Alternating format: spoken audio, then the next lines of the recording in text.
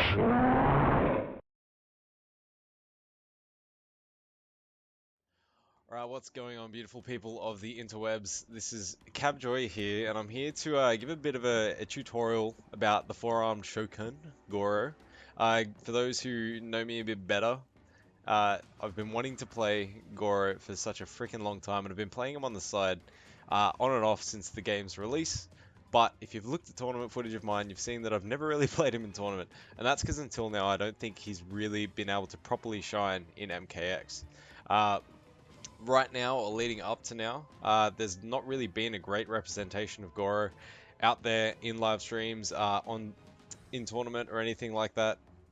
And from a lot of the stuff that I read in the comments and TYM and YouTube videos and things like that, people still don't really quite completely understand Goro or where his strengths and weaknesses lie. So I'm really here to show you what he's all about, teach you how to play him to a general extent, and just educate you on Goro in general. So I'm going to be really focusing on him from now on with this new MKX patch, now that I think he's a bit more viable. So before I get into the intricacies, no, actually, you know what? We'll start going through Goro. I'll show you some of the strings and some of the core gameplay strategies that he wants to employ. And then as I go, I'm going to just talk about where in the meta I think he lies and what's good about what's changed for Goro and maybe what's a little bit harder. So first of all, Goro's always been really a frame trap heavy character, and he's always had extremely good buttons, extremely good strings. If we go through his strings, pretty much everything is +2. So he's got this, +2, +2, +2, +2, +2, not that you're really using that for plus frames anyway. He's got all these different ways to get plus frames. He's got a 9-frame launcher with this string, which, mind you, if I want to make it a launcher, oops, there's a gap between the second and third hit which you can use normals out of or armor through, so keep that in mind. A lot of people really let that go unpunished for some reason. But either way, he's really focused on these frame traps with his strings and getting people to try and hit buttons at the wrong time in order for you to get your offense, to get your punishment. But until now, the meta in MKX has not really lent itself to that kind of playstyle because of the risk of launching armor. But now with the removal of launching armor, this kind of stagger pressure, chip string, plus frame trap throw game is more enhanced than it previously was.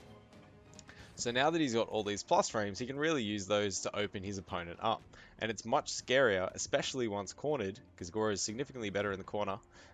The opponent can't backdash. It's much scarier for people fighting against Goro to try and throw out buttons. And one of the best additions, sorry, let's go through a couple of additions, but one of the best additions to Goro's new game plan is the improvement of the 4-2-1 4 string, or the 4-2-1 whatever ender string. It's now faster. It doesn't cover quite as much range as 4-3 now does. 4-3's also been improved. But the important thing about this string is that the first hit's +2, second hit's neutral. That third hit I think is -6, but can be special cancelled to be made a little bit less negative. Or he can go for +2 once again. Now if you go for that +2 ender, there is a gap between the second and third hit, but of course gaps are really less of a risk now than they were in the previous iteration of MKX. And the great thing about having the +2 ender on here as well is that you're at the perfect range for down 4 Punchwalk to jail. So he's got plus frame traps. He's also got an intricate poke game, right? So he can cancel any of his pokes into Punchwalk, which you can then hit confirm for a launch and some damage. Again, previously, if you were really predictable with this, people could use armored launchers to punish you for it. But now, you can't backdash that. I don't even think you can jump out of it. I'd have to test that. Someone can confirm that for me. But either way, this gap, or these gaps, are no longer really risky at all. So now you've got, you know, maybe pseudo neutral or plus frames off of your blocked low pokes because people are fearing the Punchwalk. This is really good now. Again, particularly in the corner, even mid-screen, it's pretty damn good. And another advantage of that, pardon me, what was I going to say? Oh yeah, but then on top of the counterpoke meta, you don't even have to go for Punchwalk all the time. You can tick throw. He's got the command grab, the 8-frame mid command grab to open people up as well. So you've suddenly got a mixture of this new staggerable string, which again, +2, +2, or neutral, +2, into punchwalk, shit like that, or +2 into 9 frame mid, so 7 frame gap into tick throw, or +2, 4 frame gap into tick throw. You've got all these really minuscule gaps that characters are going to have trouble getting normals out against, and less of a risk of armored launches. So the general game plan, really, at least when I'm playing Goro, I play patient. He's got fantastic footsies. He's got fantastic startup acceleration on his movement, so you can see I can wiggle back and forward really easy. So now with the increased range of forward 3, I can walk back, I can whiff punish, I can, you know, say they whiff it down 4, maybe I'm not going to get the punish, but I get my stagger string, I can go +2 into 9 frame launcher again, or +2 blah blah blah. I can do whatever I want. I've got all these mix-up options off this string, as well as just general +2 frames, I can normal throw, all that stuff. So play patient, use your footsie tools. You've got the down 4, which is great. On hit, where are we? On hit from most ranges, except for the very tip, you know, you can run a little bit. There might be a gap there. There's a 3 frame gap. So this is +19. This is 16 frames. So if you're at the very tip, if you do a micro run, it's still gonna jail because of the hit advantage. And off any other range, you're guaranteed the forward 3. Okay, maybe I'm just testing if you don't get the guaranteed forward 2 stagger though. Yeah, you can do a micro run, but that's probably pretty hard to time consistently, so there might be a gap, which is also, again, less risky than it was unless they want to backdash. Point being, you've got some fantastic footsie tools. You're going to wait for your opening to get your combo, and then use that insane corner carry to take them back to the corner. So once he's in the corner, he has all that same ridiculous frame trap throw game. He's got the high overhead, which can be used and catch people off guard in the corner. This is not going to be useful for armor break anymore. Previously, people would use it for armor breaking wake ups in the corner, but with the prominence of two hit armor, it's not going to be as big a deal. He's got the forward 4 overhead, which can be used mid screen as well as in the corner. Unfortunately, if it does hit overhead and the opponent is crouching, where am I? So say they're blocking stance and they're ducking, you can't actually get a follow-up if it functions as an overhead, which is kind of funny. But if they're standing, whoops, or if they jump, you can get a conversion, which is not really that hard, but I'm just being bad. So, you know, your game plan is basically play the neutral game until you get your chance to go in. Now, previously, I'm using Kombatant Warrior right now, and the reason for that is because he's kind of like a base, and all the combos and stuff that I'm actually going to show you guys will apply to more or less all variations. But the problem previously with Goro is that outside of this distance kind of thing, where he can move forward 3, do a little run, you're not really going to be running with Goro, or you don't really need to be. It's got good dashes and stuff as well. He didn't really have much to do.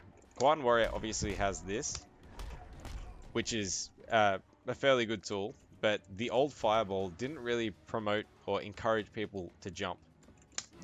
Now we have a 16 frame Fireball with even better recovery than it used to have. So we have a usable Fireball.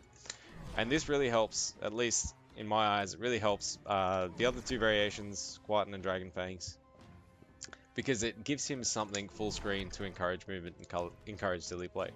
So now at this range, we've got the Fireball, which the opponent can neutral duck, but with Kombatant Warrior, encouraging neutral duck's a good thing, because suddenly you get the ground pound. And every time you get a ground pound, you can get EX ground pound for 20%, which is a nice way to close out the round. But, you know, suddenly you've got this nice little mind game going, or meta game going, where, okay, so say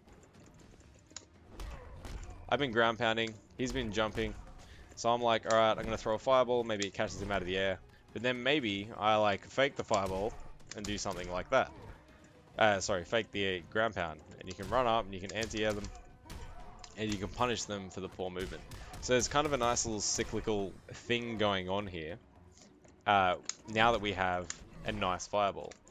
And I think the other thing that's going to help with this fireball is against, I'd say, you know, those kind of like characters with mid-tier zoning tools or mid-tier fireballs. This is a 9% projectile, so trades are actually going to be in your favor now with Goro using this projectile.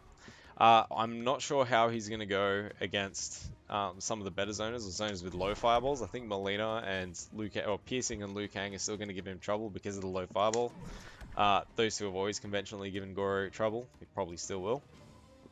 But at least now, against most characters, we have this tool to keep them considering something outside the forward 3 range, which is nice. So let me think. Some of the other stuff that I wanted to talk about, one of the most important things about Goro's game is obviously you're going to be, you know, using your pokes, cancelling into Punchwalk. You're not always going to land the hit, and eventually you're going to be placed in this post-punchwalk position. Now, previously that was slightly more scary for the opponent because, you know, you're -5, all of a sudden they press a button, you just do Punchwalk again, and it was 1 bar for a launch. But that's not the case anymore. The threat of Punchwalk isn't as scary. But essentially, after they block a Punchwalk, they can do a couple of things, right? They can backdash, they can use a high button, they can use a mid button, they can use a low button, or they can jump. And it's your job as Goro to understand how the opponent reacts or responds to your block Punchwalk, and try to mix it up every time in order to punish them for their incorrect read. Because otherwise, if you're a very predictable post-punchwalk, it's going to let down your game as Goro quite a lot. So if we just quickly control player 2, AI, as I say I do. Now let's record that again so it's a bit more fluid. Say I block this. I have a couple of options, right? As sub, he's -5, so I can use a down poke, which means if Goro tries to use a button, then he's just going to be beat out. Or I could... Some characters with like 6-frame buttons like to respond with their 6-frame high button, which can be neutral ducked by Goro and poked out of, or depending on the string, punished as well. The other option is, or another option, oops, let's try that again, is reversal throw. I don't think that was a reversal window, but either way, reversal throw, which again can be neutral ducked and punished or armored through on Goro's behalf. Or if they're still reading the armor, so say they're reading Command Grab in this case, which is probably his better armor option to blow up buttons, then they can jump over, which will make that whiff or make the Punchwalk whiff as well, and you can punish Goro for that. But if that happens, you know, if we go back, so if suddenly they're blocking Punchwalk and then jumping, you've got this, and you've got this to respond with to punish them for it. So again, a nice cycle, and it's your job to understand how they're responding to that Punchwalk every time and make the right read. I mean, another option as well is the backdash, but Goro's backdash isn't the craziest in the world, but it is another option. So you just need to consider all of these things when you're playing the character. So something that I should have pointed out at the start, I just wanted to point out some important strings that I use and the way that I use them as playing Goro. So one of the main strings that I use, particularly for whiff punishing jump-ins, and particularly in Dragon Fangs, because Dragon Fangs get some better range on his punch buttons. You've got this 1-2-1, which is a really, really easy hit confirm into your Punchwalk that can, again, be used for whiff punishing. It starts out in 10 frames, but the second hit's mid, I believe it should be, and also comes out quite fast. And again, allows you to really just hit confirm into what you want, because this is your meterless launcher, but the range is really not as good for whiff punishing. I know a lot of Goro players use this, but I don't like this string really. The reason being, this is a 10 frame high, and then the second hit takes forever to come out. So if you duck that high, you've got all day to punish it. Whereas this is nice and fast and reliable. I know Goros tend to you know, go 2-1 overhead or 2 into low fireball or low fang. I'm not a fan of that. I don't really see that mix-up as being a really worthwhile mix-up, so I recommend just sticking to this and sticking to your frame trap and chip string metagame that you've got going on. So obviously this is your nice +2 button. and then back 1-2 up 2 is your launching meterless punisher. You've got forward 3, which is a great combo starter, a great whiff punisher. Again, walking back, got insane range, so you can walk forward and hit the punch walk to start your combos. Again, now forward 2-1, forward 2-1, 2+4, very good. Forward 2-1, 4, which can launch meterlessly in the corner, or you can cancel into punch walk. Let's see what else I use. Obviously, down 3 is the better of the 2 pokes in terms of being less minus on block and more positive on hit. This has a bit more range, the down 1, but it's a bit more negative. It's -6 and a bit less plus on hit. Down 4 is fantastic, along with the sweep is also fantastic, I find. And sometimes if you need to like low profile jump in and punish the trip guard window, that's going to be a good option as well. Obviously got forward 4 for some plus frames and an overhead. 3 down 3 for an overhead or a high overhead. And you've also got back 3, which can be cancelled into a special and cancelled into the command grab for a tick throw. If you spend the bar, it's going to hit. The tick throw is going to connect on block or hit. Alright, so one other thing I just want to quickly go over is Goro's jump-ins. Goro's jump-ins are more or less garbage. The only jump-in you'll ever really see me use is this, because it has fantastic range. But now with the state of anti-airs, I'm anticipating that jumping with Goro is going to be even less viable. So Goro isn't really a character that needs to be in the air or should be in the air. So I would avoid jumping at all costs. But you know, at least with the the jump 4, where are we? In the corner, you can get a conversion of it, and you can with jump 3 too. But you know, you're at that distance, and you just get a conversion off it, and it's nice and easy. You know, it's at the same range where forward 3 might hit, jump 4 hits as well. So that's basically it in terms of jumping with Goro. So one of the other changes as well, because of the increased viability of this fireball, it's going to be useful as a launcher in the corner. The advantage being if it's blocked, then he's going to be +10 anyway. So if you're going for a launch with the fireball, which obviously isn't hit confirmable, so it's probably not going to come all out often, but say you do, say you're like, yeah, I hit confirmed it off this, for example. Yeah, if you're going to hit confirm it, you're going to land the combo. Let's say you're using 4-3, you can't react to actually hit confirm, so you just throw it out there because you want the max damage, which comes from the EX projectile launch. But you don't want to be negative, right, after the punch walk. Well, 4-3 and EX projectiles +10. The only real thing that's going to reach, unless you're literally like here, where, oh geez, if you're at the, sorry guys. So if you're literally like inside them when you use it, the down 4 will connect, or although it looks like it's so close to the tip that the punch walk might not jail, but you'll be +10. And the 4-3 will still reach, which gives you a 6-frame gap between the time that the 4-3 hits and the EX fireball has hit the opponent on block. So that means that they need a 6 or 7-frame button, say you mistime it, it's highly likely, to actually punish you for doing this. Or certain characters can backdash. But either way, it's another scary situation for the opponent in the corner. So with that being said, I think I've covered most things. Let's just quickly talk about anti-airs. Let's blah blah blah. So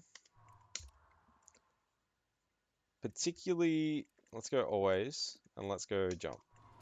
So jump forward. Particularly in the corner, you're gonna be putting people in the situation where they want to jump. They're in heavy plus frame situations. Whoops. So you know you're doing shit like this. They're gonna want to jump, and you need to respond to that and punish them for it.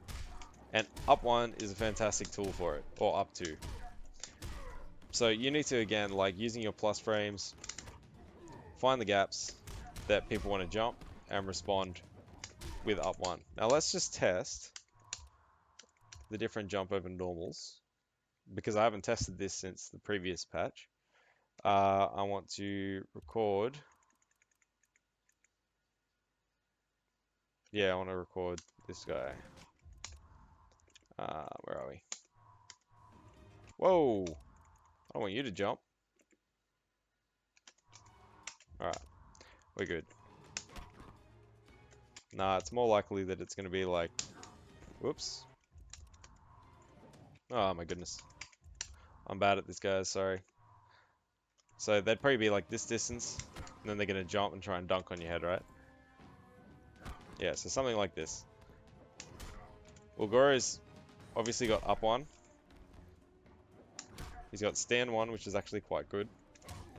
And he can actually use down one and down three as well.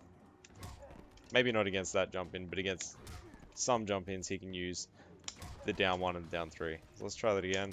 Blah, blah, blah. Stand one attempt. Whoops. And, you know, you can punish them for trying to jump out as well.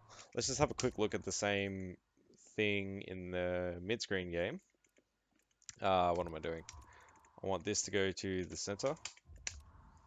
I want to try and do that. Okay, so down one, not the best option for subs jump one in any case. Early up one or up two is going to be... Oh, there you go. Hey, there we go. Alright, so you're up two, up one, maybe stand one, depending on the range, but, I mean, sub's not typically jumping at this range with the jump one anyway. But you've got a bunch of different buttons that are going to help you anti-air with Goro. So down four can work, as we saw. Again, this is partly because of the added jump in hitbox 1 frame before it starts up. But he's got a bunch of different buttons that we can use for anti-air. And you need to be in control of the anti-air and trying to condition the jump to happen. And then get your combo because of that. That was the most poorly worded sentence I've ever said in my life. So I think that covers most things. I more than likely have missed some stuff. I'll add some attachment videos potentially if I look back and find anything in particular that I think is really important and I've missed. But to close things out, I'm just going to go through your general combo routes for Goro. Now let's quickly turn this off. So just to start, all the combos you're going to see are either going to start from this, that's your meterless starter, or any of these buttons that can be cancelled into Punchwalk can be used at the start of the 4-3 Punchwalk combos that I'm going to show. So in the mid screen, where are we? We want to go here. In the mid screen, your standard Punchwalk launch is going to look something like this. So you can get 2 back 1 up 2s into another back 1 command grab. It's slightly easier to do. It's slightly easier to do this combo. Whoops. We do short run, back 1 2 up 2, back 1 2 up 2, down 4. That's a little bit easier. Or if you want easier again, you can do NJP into something like that for a little bit less damage. So they're your main combo routes with the Punchwalk. Now, if you want a meterless mid-screen, ending with Shokan Grab, which is your higher damage ender. Oh, what's this one? Okay, this might be the corner carry. Right. Same combo, but if you want a corner switch. So if your back's to the corner, as I was saying, Goro's better off having the opponent cornered. You're going to use this combo, which has a run under in it. So you launch them, back 1 2 up 2, run under, 1 2 1 into Punchwalk. And one of the nice little kind of stealth buffs that happened because of the way that they changed EX Punchwalk. EX Punchwalk was the only Punchwalk that used to recapture. So in the juggle, what used to happen, sometimes when you'd use meterless Punchwalk, they would just fall out. But now because they've changed the launching properties of EX Punchwalk, they've allowed us to recapture with regular Punchwalk. which means that you're always going to go get all those hits and your corner carry is going to be significantly more reliable. Alright, so as I was saying, moving on to, I believe this is the meterless Punisher, which is going to be 3 back 1, 2 up 2s, which is a little tricky to get used to, but I believe it's the highest damage. Someone might find something else since the patch got released. But there's another easy combo route for that meterless damage. I believe it's the same damage actually. So back 1, 2, up 2, NJP, back 1, 2, up 2, into the forward 3, Shokan Grab. And again, you can kind of end these with the Punchwalk, a similar combo with less juggle beforehand if you want the corner carry. Or you can run under and change position to get the corner. So next, I believe we're taking them to the corner and doing some stuff. Yeah, so this is your typical 4-3 punish in the corner, highest damage. You'll find that after a lot of juggles, 1-1, back 1-2 command grab is one of the most reliable options for getting some damage. For squeezing out that extra damage due to the vertical hitbox of the back 1-2 being quite lower than it looks. Then we've got a higher damage version, which involves the Shokan Bolt, but it's much harder to do. Takes a lot of practice to actually be able to get. So I would stick with the meter burn Punchwalk version before you go on and try all this other stuff with the Shokan Bolt. But the Shokan Bolt version is higher damage, and I'm sure someone can probably find an even higher damage version than that. Then we've got the 3 down 3 launch. Unfortunately, getting back 1-2 up 2 after the 3 down 3 doesn't really work with Dragon Fangs. There's something slightly different about his hitbox on back 1-2 up 2, so you need to rework that for the corner. For the sake of reliability with Dragon Fangs, I just do this, which is a little bit less damage, but reliable. 28% is not bad. And then, whoops. Let's have a look. Is this 3 down 3? Yeah. Finally, I think we've got... Yeah, so 4-2-1. Beautiful string. Meterless launch in the corner, which is nice. Or again, you can actually use the Shokan Bolt to squeeze out a little bit more damage if you want to spend the bar. Whoops. Let's try that again.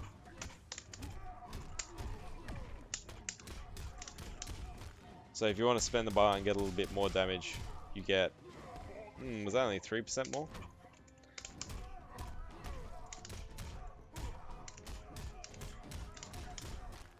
How much was this? Yeah, it's only about 3%, 4% more, so it's probably not worth it. So that kind of wraps everything up. Maybe the one last thing I will go over. 2 more things actually. So now with the damage and +10 nature of EX Shokan Bolt, it's handy to know what strings gel into it. So there are a few strings that gel into EX Shokan Bolt. 1-2-1, 2-1. We've got 4-2-1. Stand 2, apparently. Probably not going to use that one. Stand 4 and forward 2. So all these strings gel into the Shokan Bolt for a bit of chip and +10. And also keep in mind, with the changes to Punchwalk, we actually get a crap ton of chip and get left at about +3, I think it is, about +3, +4 after the 2-hit meter burn of the Punchwalk. So you actually get, you know, a poke or something afterwards to get a little bit more chip or a little bit more pressure after Punchwalk as well, in this case. So a lot more meter heavy, but because of the nature of his staggers and how much more he's going to be able to use them, he's probably going to be building that meter a lot quicker as well than he used to. And now the one last thing I wanted to do, just specific to Kombatants, just show off a few different situations in which you're going to be able to use the OTG ground pound. So it's not always, like, it's not useful anymore for ending combos to get the guaranteed 12%, like it was a few patches ago, but since the OTG nerf, it's basically better for those small situations where you might be closing out a round. I only ever really use it to close out a round, or if I've got a significant life lead and they're near death. But it's important to know when you can OTG. So, first of all, every time you get a Shokan Grab, you get the guaranteed unblockable. I can turn on... I'll leave it off. Just trust me here. So that's 24% after a sweep. Whoops. Whoop. After a sweep, you can if you time it properly. After a normal ground pound, you get a guaranteed EX ground pounds. After down 2, you get an EX ground pounds. Even after a Shokan Bolt, an EX Shokan Bolt, you get a guaranteed OTG. So some nice meterless damage is something like this. So suddenly you're getting 32% meterless. If you see your whiff punish attempt, you're like, oh, yep, 32, easy, don't want it to break, done. They're dead. So it's really important to know these situations in which you can finish off with the ground pound for Kombatant Warrior. So I can go into more detail about Dragon Fangs and probably not Tigray. I'll have to leave Tigray to someone else because I don't play that variation. I don't really believe it's up to par with the other two. At this stage in the game and for a long time, I believe that Dragon Fangs is the dominant force of the Goro variations. But I think Kombatant Warrior is going to shine in matchups against characters that are having a hard time getting in. So he's got this ground pound, which makes mobility a little more difficult for characters. He's got the fireball, which he can contest zoners with, which Dragon Fangs also can. But yeah, he's going to be a little bit better in the space control department than Dragon Fangs, whereas Dragon Fangs is that little bit better up close. So for me personally, I recommend exploring these two variations, because I think in the current state of the game, his stagger stuff is going to be really, really good. The only real downside I see for Goro is that some of his old bad matchups are still, I believe, going to be bad matchups, possibly worse. Against, again, those heavy zoners, it's going to be harder to get in. But again, because of this acceleration, you don't really need to run that much with Goro. Running's, I don't know, not that useful. So you just need to play patient and wait for your chance to get in. Jumping is not great. It's kind of slow and he's got a huge body, so air projectiles are going to blow him up. So those zoning matchups are still going to be difficult. I haven't obviously played them yet, but depending on how they go, it might be necessary to look for someone else to deal with those really strong heavy zoners. But apart from that, I think that basically wraps up everything for once. I've said it like 4 times, but finally, I understand this video is a bit scatterbrains. A lot of things a little bit out of order, but trust me, this is most of the stuff you need to know. The other way to learn, obviously feel free to stick around. I'm going to be playing Goro all night tonight on stream, and I'm going to be learning a bit more about him in this current meta as well, and really exploring him. I think one of the most important things is going to be exploring this 4-2-1 string, which we can set up after knockdown, for example, as well. So really, really interested to see where Goro goes in this current meta. I believe he's going to be very strong. But again, if the zoners are the top tier, he might still have some troubles. Alright, so if you have any other questions or anything like that, any comments, anything obvious that I've missed, I understand. I've probably missed something. Please let me know in the comments of the video. I'll put this up on YouTube as soon as possible. And we can talk about it more and start to understand a bit more about Goro's matchup. So while I do have quite a decent understanding of Goro and have played him for a long time, I still have a lot to learn. So feel free to contribute. We can push this guy's metagame a little bit further. So thanks for tuning in, guys. I hope you enjoyed that. And if you have more stuff you want to see in the future, let me know. Like, subscribe, share, all that stuff. And I'll catch you guys in the future. Thanks very much.